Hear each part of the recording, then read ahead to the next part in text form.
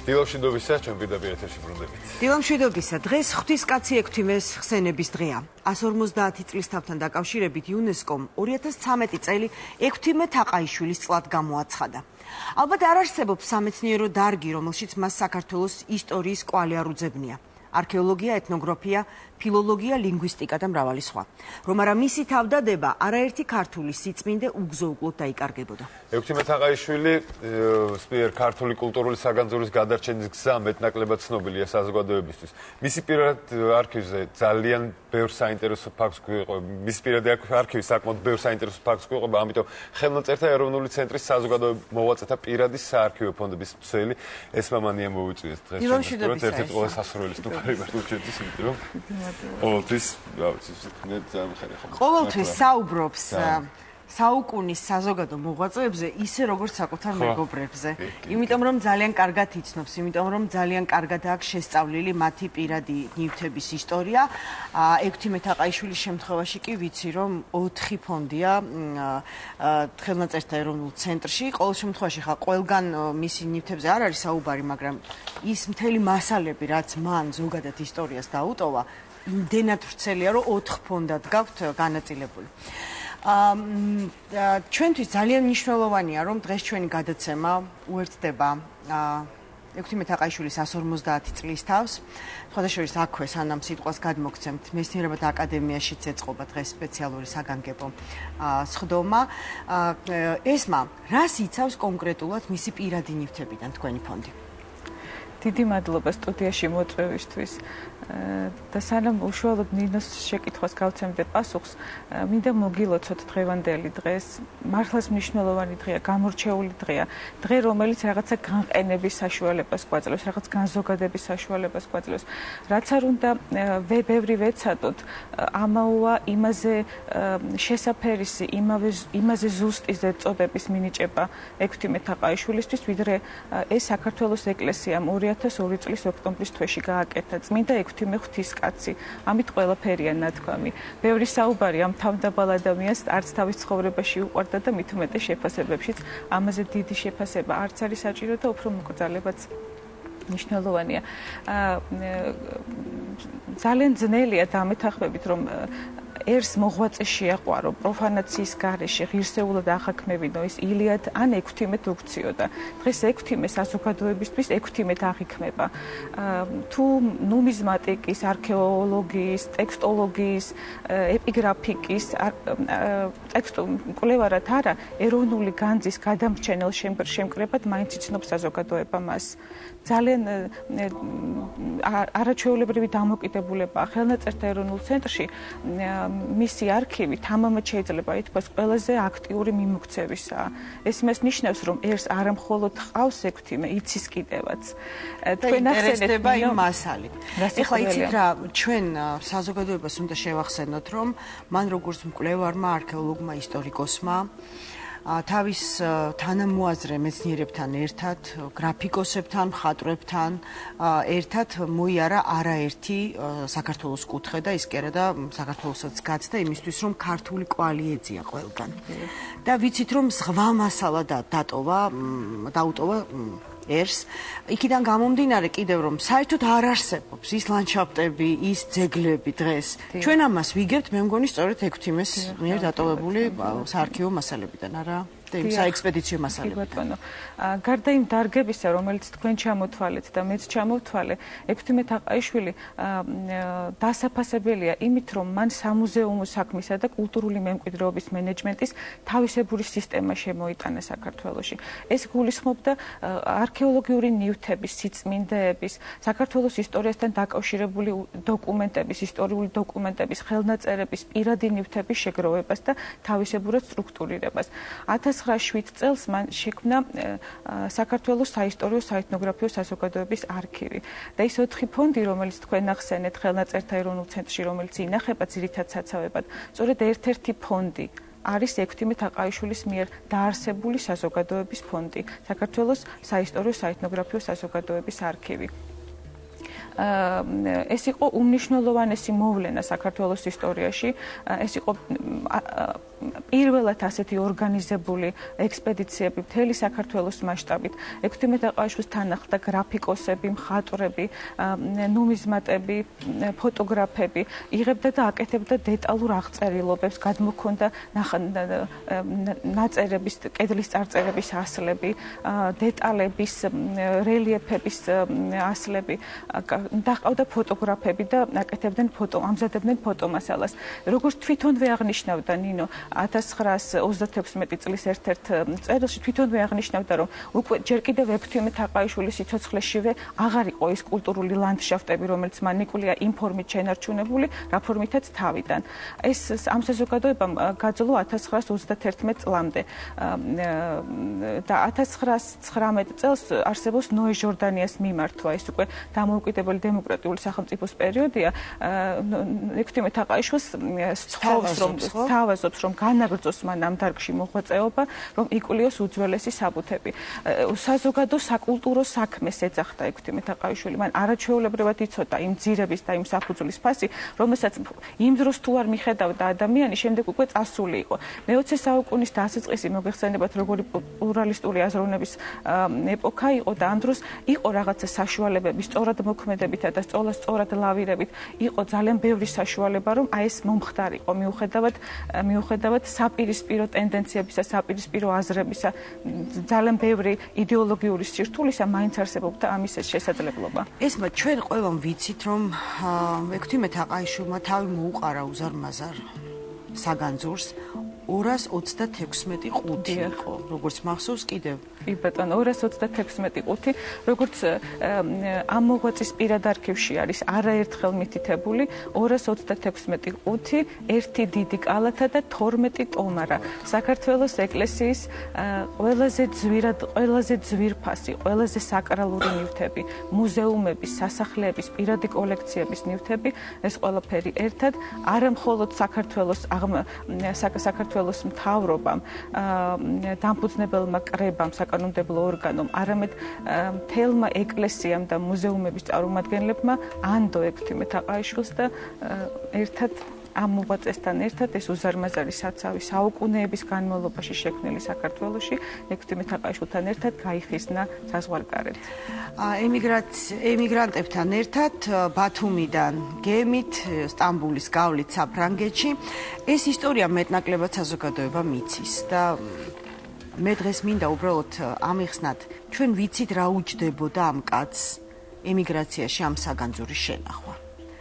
ზოგადად ბევრი რამ გვსმენია, მაგრამ თუ შეგვიძლია რაღაც უფრო კონკრეტულად ხელმოსაჭიდი გვიამბოთ ახლა მისი ან პირადი მიმოწერიდან, ან რაღაცა კონკრეტული ხელნაწერებიდან მის სიდუხჭირეზე. მე ვიცი, რომ ჩვენ საზოგადოებამ ვიცით, რომ მას ძალიან უჭირდა იქ. დიახ. პირველ ეტაპზე საქართველოს მთავრობის გადაწყვეტილებით ექვთიმე თაყაიშვილმა ეს განძი თან წაიღო იროდიონელი გულაშვილთან ერთად. ექვთიმეს თან ახლდა ნინო. პირველ ეტაპზე მისი მეუღლე ნინო პოლტარაცკაია, საუკეთესო მეგობარი, ერთგული მეგობარი, რომლის გარდაცვალებამაც თუ შეიძლება ასე ითქვას, ექვთიმე გასტეხა რაღაც პერიოდის განმავლობაში. ძალიან გაუძნელდა მას შემდეგ. თუმცა ჯერ დავუბრუნდეთ საგანძურს. საგანძური თავდაპირველად ინახებოდა საქართველოს ლეგაციის ხაზინის სახსრებით, მაგრამ როდესაც ეს ყველაფერი ამოიწურა, მთელი ამ საგანძურის შენახვა მის პირად ძალისხმევაზე გადავიდა. ხოთაშორის ძალიან ბევრი სირთულე ჰქონდა, გარდა მატერიალურისა სხვა კატეგორიის სირთულეც. არაერთხელ მოსულა გერმანული მხარის ჟანდარმერია ექვთიმე თაყაიშვილთან და უნდოდა ბერლინში წაღება აი ამ განძისა. ერთგან იხსენებს წმინდა ექვთიმე ღვთისკაცი, რომ გამახსნევინა ჟანდარმმა ერთ-ერთი ყუთი და პირველივე რაც ამ ყუთში ჩემ დასაბედნიეროდ აღმოჩნდა, ეს იყო მიმოწერა მეორე ინტერნაციონალთან და მაშინ დასვა შეკითხვა თქვენ სოციალ-დემოკრატიულ მთავრობასთან რა კავშირი გაქვთ? ექვთიმე თაყაიშვილს უპასუხია, ჩვენს მთავრობას აქვს მიმოწერა მეორე ინტერნაციონალთან, მე პირადად ეროვნულ დემოკრატი გახლავართ და აი ამ სოციალ-დემოკრატების იდეოლოგიაზე ბევრი რამე არასახარბიელო გვსმენია და ჯერ კიდევ მაშინ ექვთიმე თაყაიშვილი არ მიიჩნევდა თავს სოციალ-დემოკრატად, როგორც ეტყობა. მაგრამ ძალიან დიდი ჩარევის ნახსენებია მის პირად არქივში ერთი სახელი და გვარი, ვინმე სპეკულიანტი გიორგი ბერიძე. აი ამ გიორგი ბერიძის მეშვეობით განძი ექვთიმე თაყაიშვილს დარჩა. გარდა ამისა უამრავი საცდური იყო მუზეუმების მხრიდან. შეიძლება დღეს ექვთიმე თაყაიშვილის გადასახედიდან და მისი მემკვიდრეებიდან და მისი ერის გადასახედიდან საცდურად ჩავთვალოთ ეს. მან ეს ასე საცდურად ჩათვალა მეტროპოლიტენ მუზეუმებში და ძალიან ცნობილ მუზეუმებში, თუნდაც თითო ნივთის გამოფენა, თუნდაც კატალოგების შედგენა ამ ნივთებიდან და გამოცემული კატალოგების დარიგება. ეს ყველაფერი მისთვის იმ დროს საფრთხეს წარმოადგენდა. ამ არავითარ დათმობაზე საზოგადოებამ შესანიშნავად იცის, ექვთიმე თაყაიშვილი არ წავიდა.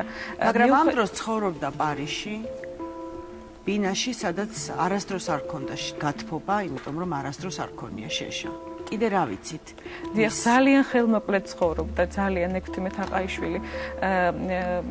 განსაკუთრებით ნინოს გარდაცვალების შემდეგ ის ცხოვრობდა გათბობის გარეშე, შეშის გარეშე. ერთ-ერთ წერილში წერს, რომ ხვალ შობა თენდება და მე მხოლოდ ერთი დღის გასათბობის საშუალებაა დამრჩენია. ბოლოს ვიცით, რომ 1951 წლის წერილია ნამეტია და ვალოდია გოგუაძეებისადმი, სადაც მათ შატო ლევილიდან სთხოვს ყოველდღე თითო ულუფა კერძ თავიანთი გამზადებული სადილიდან სამაგიეროდ უბრუნებს უკან ტიკეტებს, ეგრეთ წოდებულ ტიკეტებს, რითაც მას შეეძლო საკვების მიღება პარიზში. იტოვებს მხოლოდ ერთგვარი კუპონი იყო ალბათ და იტოვებს მხოლოდ პურის ბარათებს და დანარჩენს რაც კი რა იქნებოდა ის უმწირესი შემოსავალი, ამას უბრუნებს რაღაცა გასამრჯელოს სახით გოგუაძეების ოჯახს.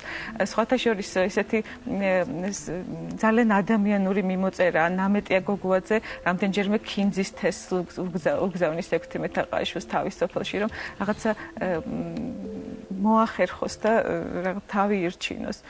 შორს იყო საქართველოდან, მაგრამ იქიდან ძალიან ბევრ რამეს აკონტროლებდა. განსაკუთრებით კი იმ მემკვიდრეობას, რაც მან დაუტოვა თავისი კვლევის შედეგად.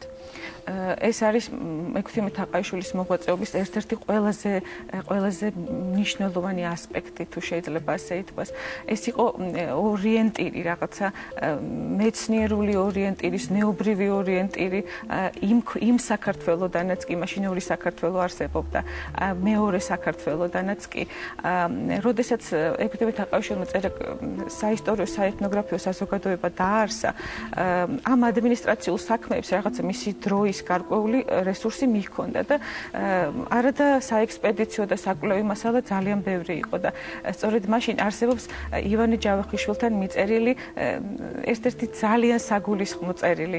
ივანე ჯავახიშვილი მაშინ პეტერბურგშია, ქართული ენის კათედრის ხელმძღვანელია და სთხოვს ჩამოვიდეს საქართველოში და უხელმძღვანელოს საისტორიო საეთნოგრაფიო საზოგადოებას და ექვთიმე პირდება, რომ მას მდივნად დაუდგება თავის მიერ დაარსებულ ორგანიზაციას.